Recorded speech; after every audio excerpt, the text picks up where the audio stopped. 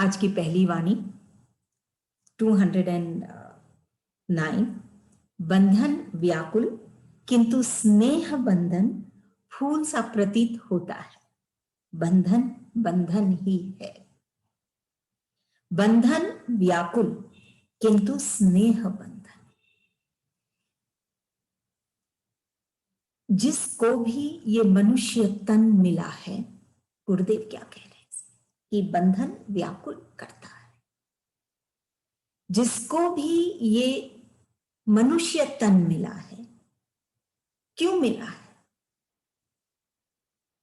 खिलने मिला है, गाने मिला है, साज सजाने मिला है, सिंग करने मिला है, गाने मिला है। और जब तक वो नहीं गाएगा,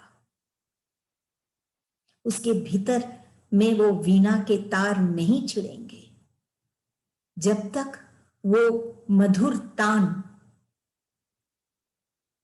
उसके भीतर से नहीं उमड़ेगी, तब तक वो बेचैन रहेगा। इससे फर्क नहीं पड़ता कि वो कितनी मधुरता से या कितने ताल में या लय में गा रहा है, लेकिन हर मनुष्य गाना चाहता है। वो जन्मा है ही इसीलिए कि वो दिल खोलकर जिए, खिले और गाए। लेकिन ये कब वो कर पाता है? क्यों नहीं वो गा पाता है? क्यों नहीं वो उस अपने दिल को खोल पाता है? कई कारण हो सकते हैं। क्योंकि एक बांसुरी से भी जब वो स्वर निकलती है तो बांसुरी के क्या गुण हैं? सबसे फर्स्ट गुण ये है कि वो भीतर से खाली है। जब वो भीतर से खाली है, इसीलिए वो उसके अंदर से ये मधुर तान निकलती है। दो, जब तक कि कोई उसको बजा ही नहीं, वो बज नहीं पाती।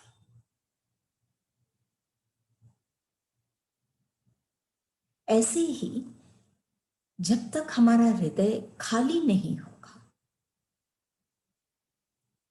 ये पाप और पुण्य और ये सब बातों से जब तक हमारा मन, ये भय, पाप का भय, ये सब चीजों से जब तक उठेगा नहीं, तब तक ये हृदय गा नहीं सकता, बंध जाएगा, बंधन में रहेगा। इसीलिए बंधन व्याकुल होता है। गीता में भी आखिर में कृष्ण क्या कहते हैं? कृष्ण भगवान ये कहते हैं कि ये धर्म को भी छोड़ो और मेरी शरण में आओ।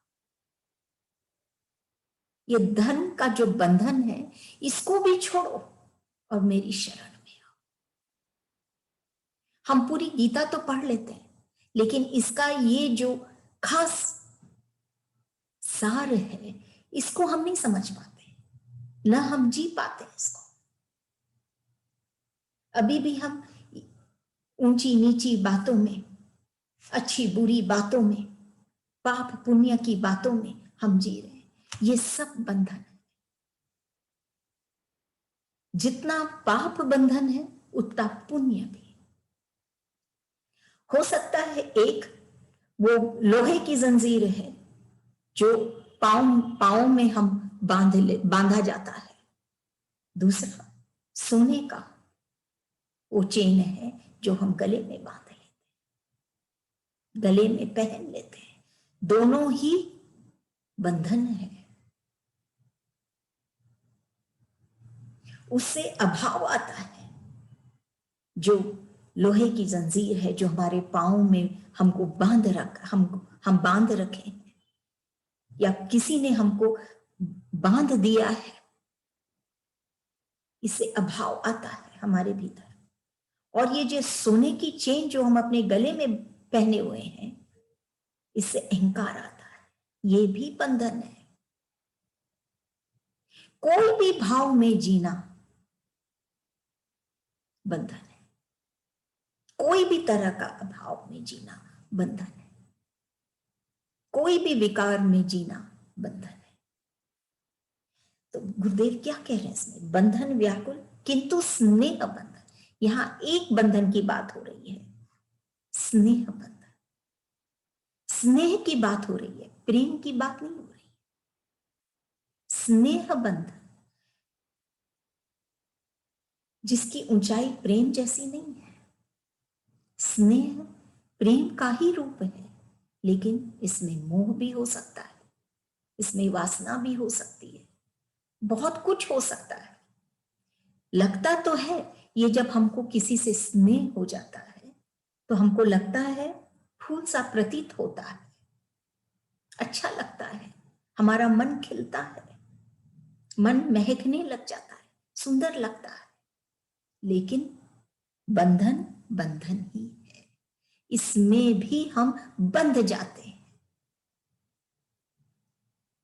और ईश्वर हमको कैसे बनाए? हमको मुक्त बनाए। हमको कोई भी बंधन में बांधना नहीं चाहते थे।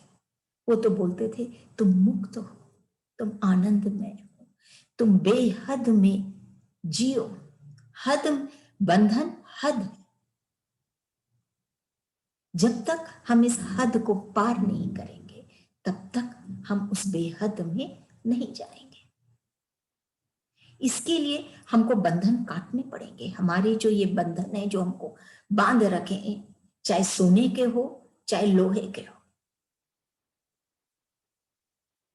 चाहे सुख के हो चाहे दुख के हो, चाहे पाप के हो चाहे पुण्य के हो, ये सब बंधन को काटना जरूरी है। तो गुरुदेव ये भी कह रहे हैं कि ये बंधन ऐसे नहीं कटेंगे। कब कटेंगे? जब हमारा संपर्क एक संत से होता है, सत्य से होता है, तभी ये बंधन कट सकते हैं। जैसे ईश्वर ने, भगवान ने तो हमको आंखें दी है, लेकिन दृष्टि हमको एक सतगुरु देते, गुरु देते। आंखें तो मिली है, लेकिन वो आंखों से कैसे देखें, क्या देखें, ये दृष्टि हमको गुरु देते हैं। ऐसे ही बंधन तो है, स्वतः ही हम बंध जाते हैं, लेकिन इनको काटने की जो, कैसे हम काटें, ये जब तक एक सतगुरु हमको नहीं मिलते तब तक ये बंधन कटते नहीं। वो हमको सिखाते हैं कि जब हम जागृत होते हैं, जब हम उठते हैं, तब ये पुण्य भी गायब हो जाता है, सब कुछ चला जाता है, और सिर्फ हम इस देह से ही हम एक अलग स्थिति में पहुंच जाते हैं। इसको समझना इसीलिए कठिन है क्योंकि हम वो उस स्थिति में है नहीं। लेकिन जब तक हम इस देह के बंधन में रहेंगे, ये देह के हिसाब से हम सोचेंगे, ये शरीर के लिए हम सोचेंगे, तब तक हम बंधन में रहेंगे। जिस दिन हम अपने मन में, हृदय में उतरेंगे, तो हम धीरे धीरे ये बंधन से मुक्त होने लग जाएंगे।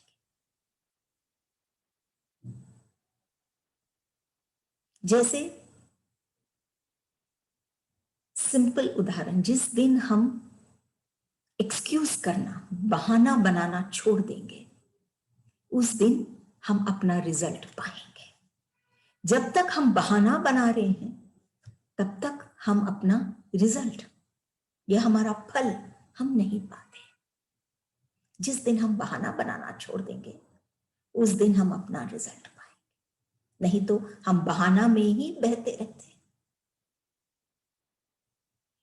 और जो हमको चाहिए, जो रिजल्ट हम चाहते हैं, वो हम नहीं पाते। स्नेह बंधन फूल सा प्रतीत होता है।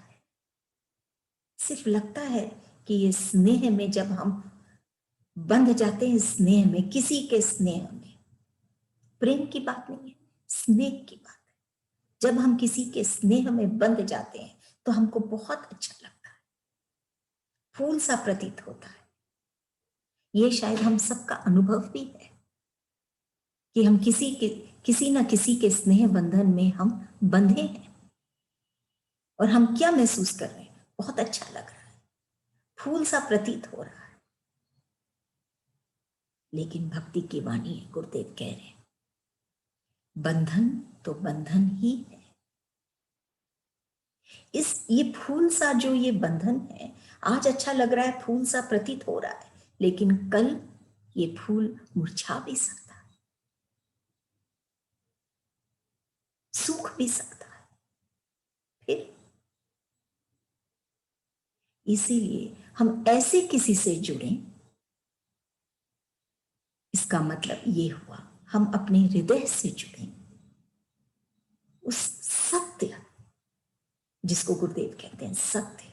सत्य मतलब वो शाश्वत शक्ति जो हर एक के अंदर है। उससे जब हम जुड़ते हैं तो हम कोई बंधन में नहीं फंसते, कोई बंधन में हम नहीं बंधते। तब हम कहते हैं कि हमको मुक्ति मिल गई। मुक्ति सिर्फ अंत समय में मिलती है ऐसा नहीं।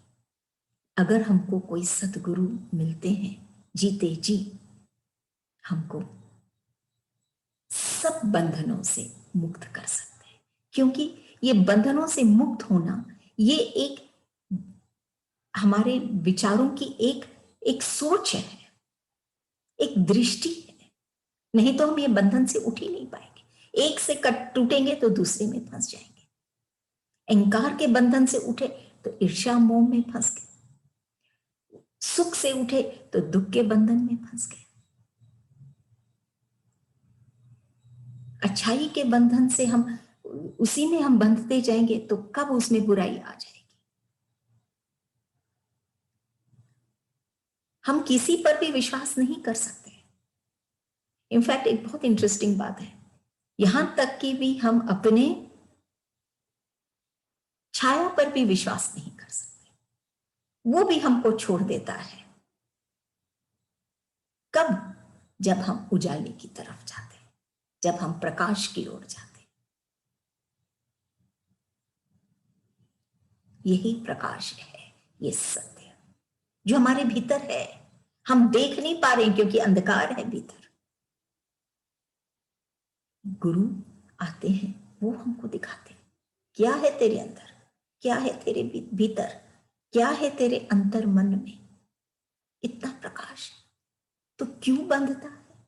तो ईश्वर से बंधेगा, ईश्वर को प्रेम करेगा तो वो बंधन में कोई बंधन सा नहीं लगेगा।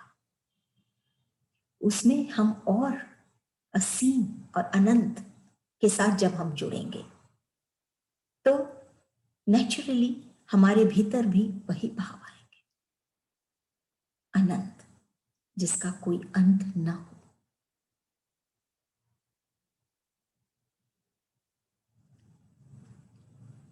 असीम जिसकी कोई सीमा नहीं हो।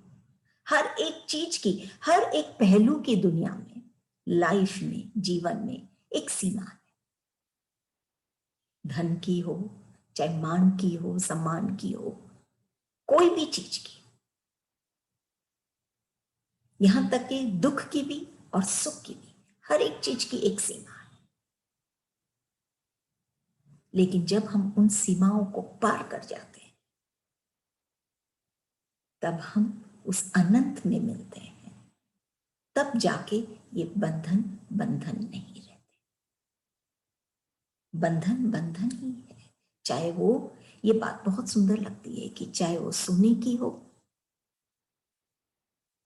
चाहे वो इस लोहे के जंजीर क्यों ना हो, बंधन बंधन ही है। उस लोहे का जंजीर हमारे तन को बांध रखा है, लेकिन ये सोने का जो जंजीर है, चेन है, ये हमारे मन को बांध रखा है। कैसे? हमारे भीतर अहंकार लाता है, हमारे भीतर और कई बातें ऐसे लाता है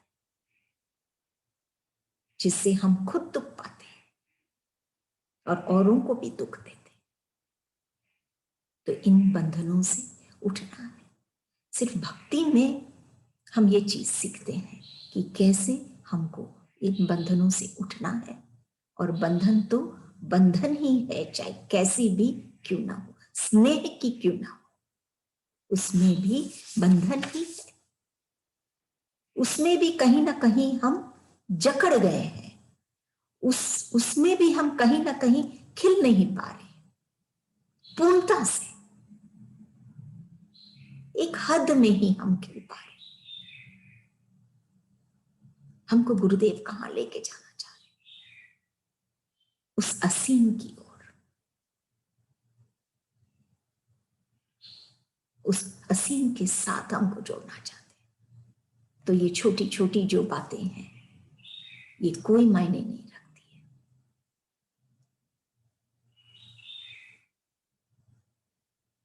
ईश्वर से ऊंचा, ईश्वर से बड़ा कोई नहीं।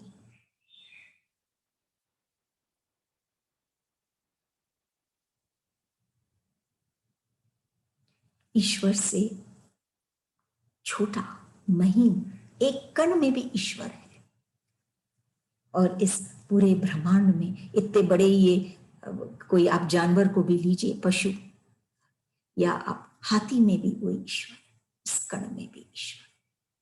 ईश्वर की ये विशालता है। और हमारा हृदय भी वो इतना ही विशाल बनाए हैं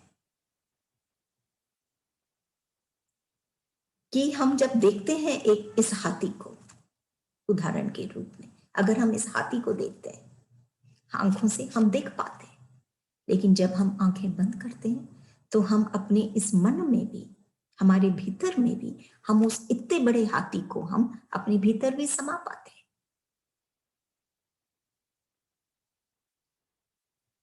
हम देख पाते हैं हमारे भीतर में, इतनी बड़ी चीज को भी हम अपने भीतर देख पाते हैं। तो मतलब इस हृदय की जो गहराई है या विशालता है,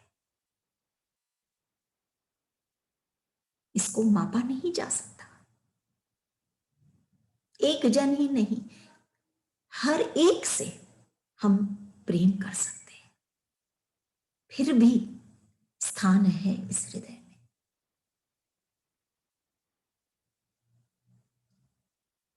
इतनी विशालता है, लेकिन ऐसे विशाल हृदय को हम ये स्नेह के कारण बांध लिए हैं। उससे हम उस गहराई में नहीं उतर पा रहे। हमको बंध के रहना किसी को भी पसंद नहीं। पशु पक्षी को भी पसंद नहीं। फिर हम क्यों अपने आप को बांधते हैं?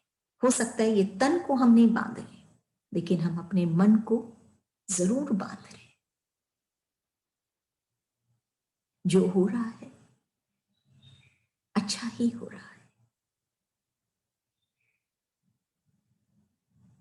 और जैसे श्री कृष्ण कहते हैं, धर्म में भी मत बंधो, तुम सिर्फ मेरी शरण में आओ।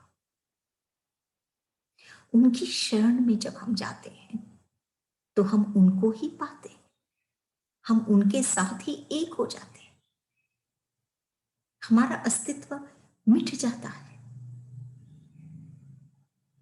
और उनका स्वभाव ही हम हो जाते हैं। तो हम इस संसार में हमेशा के लिए हम रहते हैं। और ये बंधन में हम बंध जाते हैं तो हमारी आयु के, हमारे उसके बाद सब कुछ खत्म हो जाता है। मीरा को आज भी क्यों याद किया गया? क्योंकि वो श्री कृष्ण से जुड़ी, बंधी नहीं इन बंधनों में।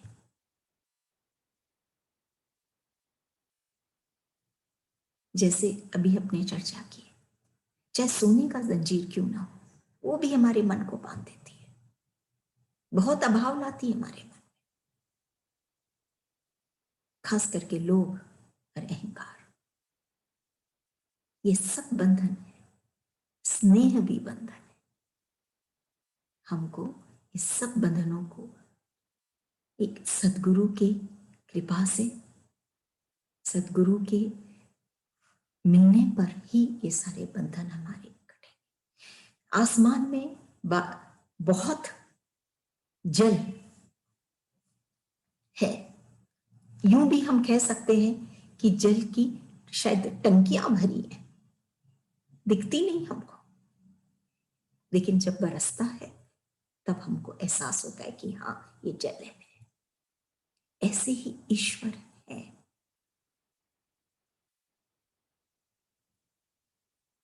लेकिन जब हमको सदगुरु मिलते हैं तो वो हमको दिखाते हैं कि देख ये ईश्वर है और उनकी कृपा बरस रही है।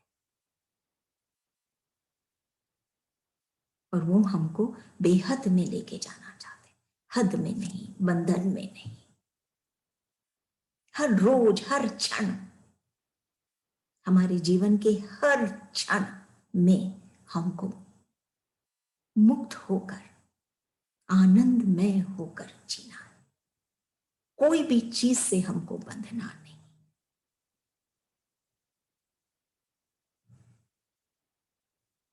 ये पॉसिबल है क्योंकि हमारा हृदय इतना गहरा है कि वो ईश्वर को, जो सर्वव्यापी है, हर जगह प्रेजेंट है, हर एक कण में प्रेजेंट है, इतने बड़े हैं, उनको भी ये हृदय अपने आप में समा सकता है। ये है इंसान की काबिलियत, जो वो भूल गया है इस बंधन में फंस के, इस स्नेह बंधन में। उससे आगे बढ़ के, अगर स्नेह का बंधन है तो आगे बढ़ के वो दुख भी पाता है, कष्ट भी पाता है। लेकिन अगर प्रेम का बंधन होता है तो और वो आगे जाके जब मिलता है अपने इष्ट से, अपने प्रेमी से, तो वो बंधन स्वतः ही कट जाते और वो कष्ट नहीं पाता, वो सिर्फ और सिर्फ आनंद।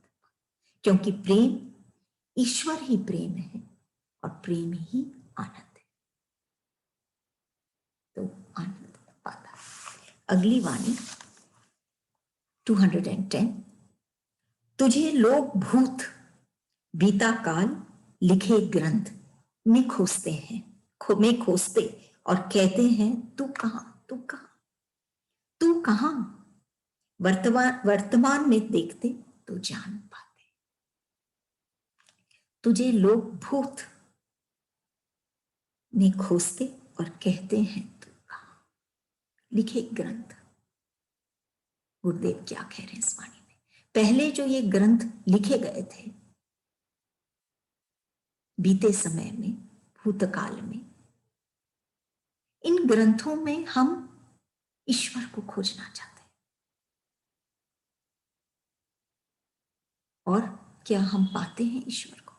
ईश्वर की बातें हम जरूर पाते हैं, ईश्वर के बारे में जानकारी हमको जरूर होती है कि कृष्ण ने ये लीलाएं रची, राम ने ये किया। और भी जो ग्रंथ है सबसे हमको जानकारी मिलती है, हम बातें जानने लग जाते हैं, लेकिन हम उनको नहीं पाते, हम ईश्वर को नहीं पाते। सिर्फ ईश्वर की बातों को हम पाते, ईश्वर को नहीं पाते। ये दो बातें हैं। सबसे पहले यही हमको क्लैरिटी लानी है, ईश्वर को पाना और ईश्वर की बातों को पाना, दो बातें। अधिकतर हम ग्रंथों में या बीते हुए समय में, उसमें हम जब खोजते हैं तो हम ईश्वर की बातों को हम पाते हैं। ईश्वर को हम कब पाएंगे? बातों को पाकर क्या हुआ? जैसे गुरुदेव की एक बहुत फेमस उदाहरण है कि रसगुल्ला को जब तक चखो नहीं, वो कितना मीठा है कैसे पता चलेगा? चखेंगे तो पता चलेगा। ऐसे ही सिर्फ ईश्वर की हम बातें करेंगे तो ईश्वर कौन है, कैसे हैं, क्या है, ये हम कैसे जानेंगे? सिर्फ उनकी बातें जानने से तो नहीं होगा। सिर्फ अगर वो डॉक्टर लिख दे कि ये दवाई लेनी है एक कागज पर, तो हम ठीक नहीं होंगे जब तक कि हम उस औषधि को या उस दवाई को हम ग्रहण नहीं करते। जब तक हम उसको हमारे भीतर नहीं लेके जाते, तब तक हम ठीक नहीं हो सकते। लेकिन एक अच्छी बात यह है, चाहे वो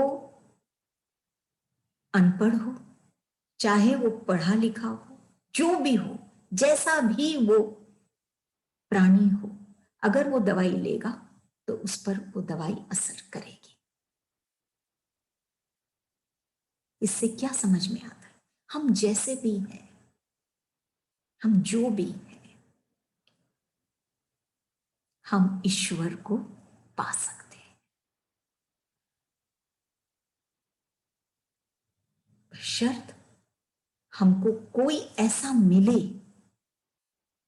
जिसने ईश्वर को पाया है, सिर्फ ग्रंथों को पढ़ा नहीं। ईश्वर ग्रंथों में ईश्वर के बारे में पढ़ा नहीं, बल्कि ईश्वर को ही पाया। ऐसे अगर हमको कोई मिल जाए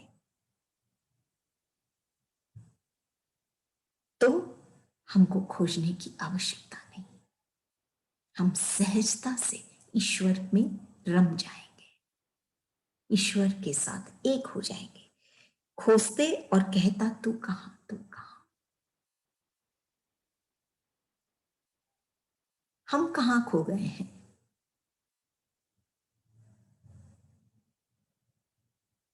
हम खोजने निकले और हम खुद ही खो गए। हम इस भ्रम में, हम इस संसार में, हम इन बातों में खो गए और उसको नहीं पाए। उनको पाकर अगर हम खोते तो बात बनती। तुझे लोग भूत में खोजते और कहते, तू कहां। गुरुदेव भी हमको कह रहा है, तू कहां। वर्तमान में देखते तो जान पाते, तू भी कहां है। तू वर्तमान में देखते तो जान पाते। अभी इस वक्त, इसी वक्त ऐसी कोई स्थिति नहीं कि ये अगर हमको मिल गया या ये हम पा जाएं या इस मंजिल में हम इस पहुंच जाएं तो हम ईश्वर को पाएंगे। ऐसा कोई मार्ग नहीं। हम आज अभी इसी वक्त वर्तमान में, हम जिस स्थिति में हैं, हम जैसे हैं, हम आज ही ईश्वर को पा सकते हैं, अभी ये क्षण। क्योंकि ईश्वर दूर नहीं, ईश्वर हमारे ही भीतर, हमारे ही हृदय में है। हमको बस अपने हृदय को खोलना है। ये जो बांध दिए हम इन बंधनों से, अभाव के बंधनों से, इन विकारों से, इन सब से हमको उसको मुक्त करना है। अभी इसी वक्त वर्तमान में देखते तो जान पाते। अभी इस वक्त अगर हम चाहते हैं तो हम ईश्वर को पा सकते हैं। ईश्वर को पाना मतलब हमारे भीतर में उनका आभास पाना। तू कहां। जिस क्षण हमको वो आनंद अनुभव होता है, वो ईश्वर के साथ एक होना, उसका जो एहसास है, ये जब हम पाते हैं तो हम उलट के ये नहीं कहते तू कहां, तू कहां। हम भी तो कहां हैं, हम भी तो खो गए हैं इस वक्त। इसी न ईश्वर भूत में है न ईश्वर फ्यूचर में है, लेकिन हम ईश्वर को इसी वक्त पा सकते हैं। आज अगर हम नहीं पाए तो कल हम कैसे पाएंगे? आज अगर हम अपने भीतर नहीं देख पाए, जिस दिन हम अपने भीतर देखते हैं उस दिन हम ईश्वर को पाते हैं। जिस क्षण हम देखते हैं तो वो क्षण वर्तमान का ही तो होगा ना।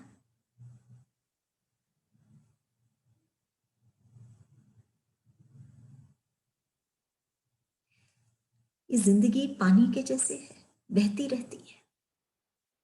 जैसे ये नदी बह रही है, ये जो जल का कण है वो आज इधर है, एक क्षण में आगे बढ़ गया, सेम जगह दूसरा आ गया, ऐसे ये बहता रहता है।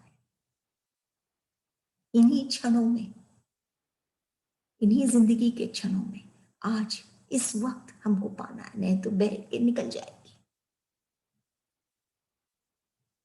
आज अगर हम पाए, वर्तमान में अगर हम पाए, उसी में हमारा मान है। वर्तमान में पाना ही हमारा मान है।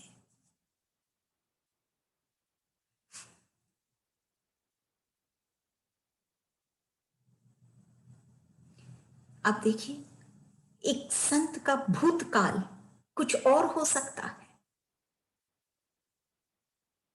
जैसे वाल्मीकि जी डाकू थे,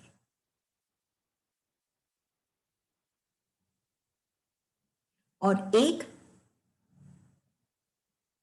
ऐसे इंसान का भी भविष्य काल कुछ और हो सकता है।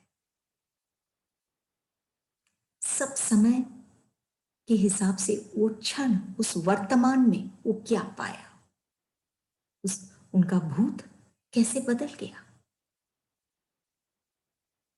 और वो ऋषि बन गए।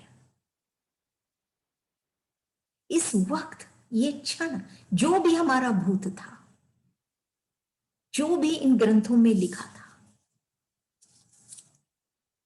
इससे हम कुछ नहीं पाएंगे और न ये हमारा फ्यूचर डिसाइड कर सकता है। आज इस वक्त हम क्या पाते हैं।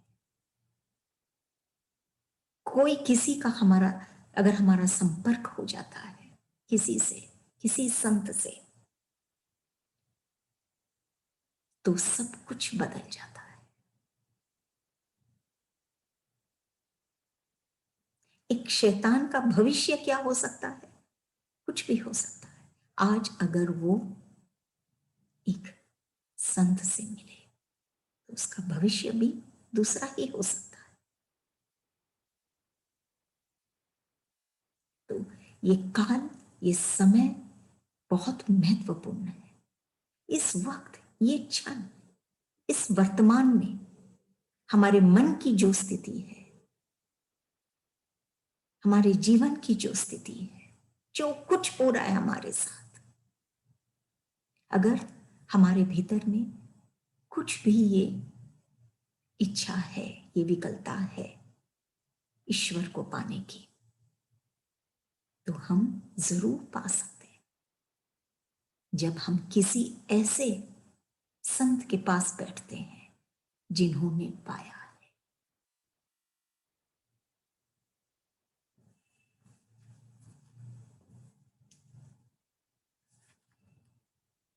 जैसे स्कूल्स एंड कॉलेजेस में प्रोफेसर्स होते हैं, उनको तरीका होता है स्टूडेंट्स को सिखाने का, उनके जो सब्जेक्ट्स हैं।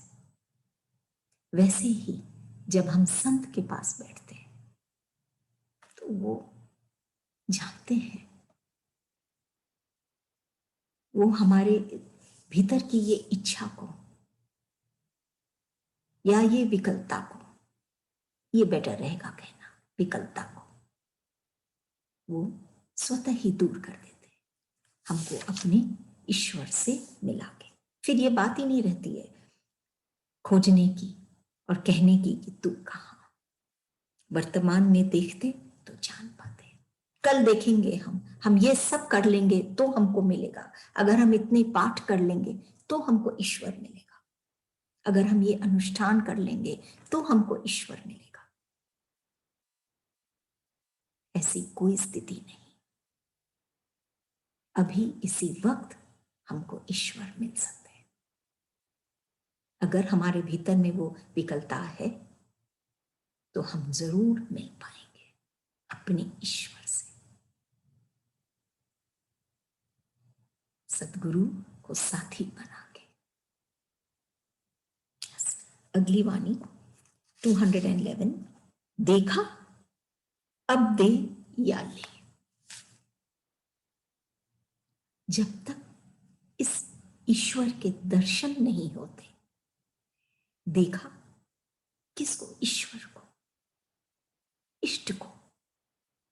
जब तक नहीं देखेंगे, क्वेश्चन मार्क है, तुमने देखा, देखेंगे नहीं, दर्शन होंगे नहीं, तब तक हम कुछ पाएंगे नहीं। अगर हम देख लिए, उनके दर्शन हो गए, उनके दर्शन कैसे होंगे? कोई स्थूल में तो भगवान नहीं उतरते, उनके दर्शन हमारे भीतर ही, हमारे हृदय में ही होते हैं। जब हम वो आनंद पाते हैं, जैसे अगर हम उदाहरण के रूप में हम लेते हैं, बहुत सिंपल उदाहरण है, लेकिन जैसे एक भिखारी जब वो उस इंसान को देखता है जो उसको बहुत कुछ देता है, धन या भोजन या जो वो चाहता है, तो उसके भीतर उसको लगता है कि यही भगवान है, क्योंकि उसको इतना आनंद, उसको बहुत खुशी मिलती है। ऐसे ही देखा, जब तक हम ये भीतर में ये आनंद नहीं महसूस करते, कब?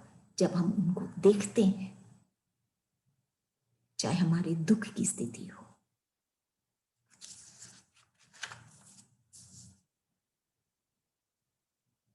क्योंकि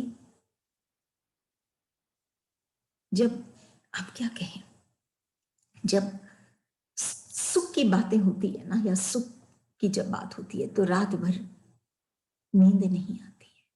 हम उसी के बारे में हम सोचते रहते हैं, फूलते रहते हैं, नींद नहीं आती। और जब दुख की बात होती है, तो वो रात हमको सोने नहीं देती।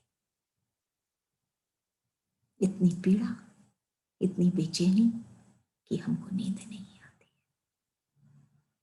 तो जब तक ये दुख और सुख की बातें रहेगी, तब तक हम उनको नहीं देख पाएंगे। सुख में भी हम सोएं, दुख में भी हम निश्चिंत होके सोएं। ये है, ऐसी स्थिति है कि हम कह सकते हैं कि हमने ईश्वर के दर्शन किए। जब तक नहीं, जब तक हम इस समभाव में नहीं आते हैं, तब तक ये समा नहीं बनती है, तब तक ये वातावरण सुंदर नहीं होती है। बाहर कितना ही सुंदर मौसम क्यों ना हो, जब तक हमारे भीतर में शांति नहीं, तब तक हम उस मौसम का आनंद नहीं उठा पाते, हमको अच्छा नहीं लगता है। ये भीतर का ये जो सुकून है, ये जो भीतर का ये सुंदर मौसम है, यही तो है ईश्वर को देखना। यही है ईश्वर को देखना, कि जब हम ये महसूस करते हैं कि भीतर में बहुत शांत है, शांति है, कोई शोर नहीं, यही है ईश्वर को देखना। देखा, जब आप देखेंगे, अब ले या दे। अब वो जो हमको ईश्वर देना चाह रहे हैं, वो हम लें, और हम जो ईश्वर को देना चाह रहे हैं, तो हम दें। नहीं तो बिना ईश्वर का ये एहसास के कुछ भी देना या लेना निरर्थक है। हम कितना ही हमारा समय दे दें, हम कितने ही फूल चढ़ा दें, हम कितने ही कुछ कर लें, कितने ही हम उनकी बातें ले लें, सुन लें, समझ लें, लेकिन जब तक हम ईश्वर को के दर्शन नहीं करते, सूक्ष्म में, एहसास में, तब तक बात नहीं बनेगी। फूल हम चढ़ाते हैं ईश्वर को, पूजा जब हम करते हैं, भगवान को फूल चढ़ाते, वही फूल जो वो खिला के हमको देते हैं, वही चढ़ाते हैं। पहले हम फूल चढ़ाते हैं, अभिषेक करते हैं, वही जल जो वो हमको देता है उसी से हम अभिषेक करते हैं। फिर आरती जब होती है तब हमको गुरुदेव ये समझाते हैं कि जब तक तुम अपने दिल को उसके भावों में नहीं समा लोगी, अब एक हो जाओगी उनके भावों से, तब तक ये आरती और विसर्जन नहीं होगा। विसर्जन जो हम करते हैं तो हम क्या करते हैं, उस मूर्ति को पानी में या कोई भी चीज में समाहित कर देते हैं। ऐसे ही जब हमारा हृदय समाहित हो जाता है उनके भावों में, तो वो विसर्जन जलता है, तो वो आरती। नहीं तो वो तो जो दे रहा है वही हम चढ़ा रहे हैं, फूल और जल और सब, जो वो ही हम भगवान ईश्वर ही हमको देते हैं, उसी को हम चढ़ा रहे हैं। हम नहीं क्रिएट कर सकते, वो खुद खिलाता है फूल, वही हम चढ़ाते हैं। एक ही चीज हमारे हाथ में है कि हम इस दिल को भी विसर्जित करें, जलाएं, प्रज्वलित करें, विसर्जित करें, ये हमारे हाथ में। तब जाके अब दे या ले, अब तब जाके ये देना, और तब जाके हमको मिलता है ईश्वर के भाव, ईश्वर में भाव। तब जाके देना और लेना सार्थक होता है। उसके पहले सिर्फ ये कर्म है कि हम ये दें या हम ये लें ईश्वर से, लेकिन हम कुछ खिल नहीं पाते। समय विशेष की बात है सिर्फ। अगर हमको शाश्वत वो देना है उनको या लेना है उनसे, एक हो जाना है उनके साथ, वो तभी होगा जब हम उनके दर्शन कर पाएंगे। और उनके दर्शन करने के लिए ये समभाव में आना जरूरी है। और इस समभाव में हम अपनी मेहनत से हम नहीं आते, ये हमारा अनुभव है। शायद हम कितनी ही कोशिश कर लें फिर हम अभाव में चले जाते हैं। लेकिन जब हमको गुरु मिलते हैं, गुरुदेव मिलते हैं, हम जब जब गिरते हैं तब हमको वो उठाते हैं। हम जब जब बुझते हैं तब हमको वो जलाते हैं और हमको आगे बढ़ाते हैं, गति भरते हैं हमारे इस हृदय। लास्ट वन ही है 212। पिया तुमने पिया मुझे भी पिला, पी कहां पिया कहां, हिया हिला पिया मिला। पिया तुमने पिया मुझे भी पिला। वो भक्त अपने इष्ट से, अपने गुरु से, संत से कहता है, पिया तुमने पिया मुझे भी पिला। क्योंकि वो संत है जो पिया है, ये रस पिया है, ये भाव का रस पिया है, ये प्रेम का रस पिया है, ईश्वर को पाया है अपने भीतर, आभास हुआ है उसको इष्ट का। तो बोले पिया तुमने पिया मुझे भी पिला। अब तूने जो रस पिया है तो मुझे भी पिला। ये भक्त कहता है अब संत से, अपने गुरु से, मुझे भी पिला। पी कहां पिया कहां, तब ये जनरल बात है कि तू कहां पिया है, पिया कहां है, तू कहां खो गया है, तू पिया कहां है। ये रस बहुत, ये रस के बिना वो नीरस हो जाता है वो भक्त।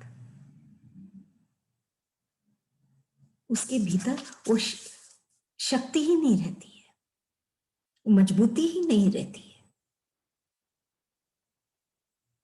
वो उस सुख के पीछे वो पागल हो जाता है, जो सुख उसको बाद में दुख दे जाती है।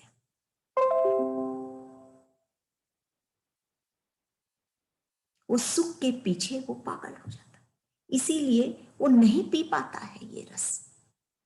तो वो अपने गुरु से कहता है, संत से कहता है कि तू मुझे भी पिला। जब तक वो रस नहीं पिएगा वो नहीं खिल पाएगा। तब गुरु क्या कहते हैं, हिया हिला पिया मिला। जब तक तू इस हृदय का मंथन नहीं करेगा, जब तक उसके अंदर का जो ये विष है इसको नहीं निकालेगा,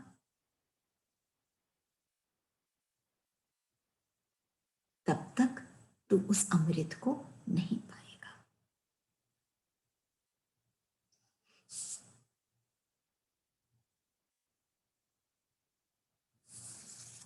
जब तक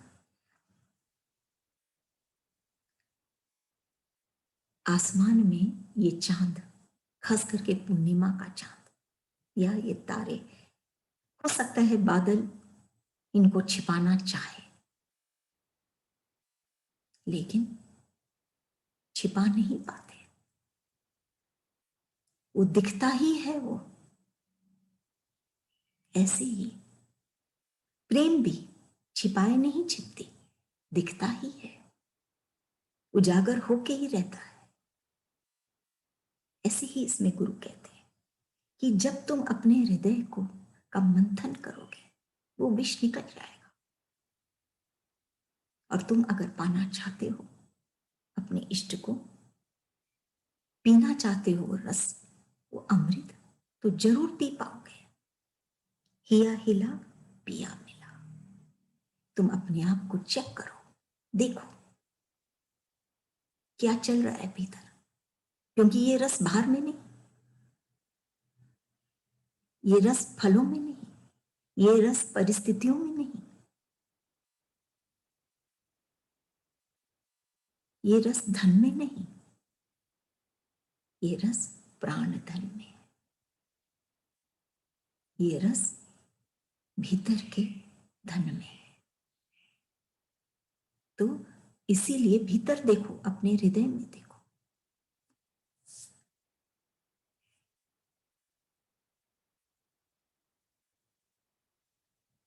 तो तुम इस रस को पाओगे। प्रेम को पाने का रास्ता क्या है? प्रेम की प्राप्ति कैसे हो सकती है? प्रेम से ही हो सकती है। प्रेम को पाना है तो प्रेम ही करना पड़ेगा। प्रेम जब, और प्रेम कोई परिश्रम नहीं, प्रेम स्वतः ही हो जाता है। इसीलिए ये भक्ति की टॉपिक जो है ये कठिन भी है और सरल भी है। गुरुदेव हमको सिंपली कह रहे हैं कि तुम अपने हृदय को हिला, तो देख अपने हृदय को, पिया मिला। तुरंत तुमको वो इष्ट जो तुम्हारा पिया है, जो तुम्हारा इष्ट है, जो तुम्हारा प्रेमी है, वो तुझे मिलेगा। मिलते ही एक जब हम हो जाते हैं अपने इष्ट के साथ, तो हम उस आनंद को पाते हैं जिसके लिए वो भक्त उस रस को पाता है, जिसके लिए वो तरस रहा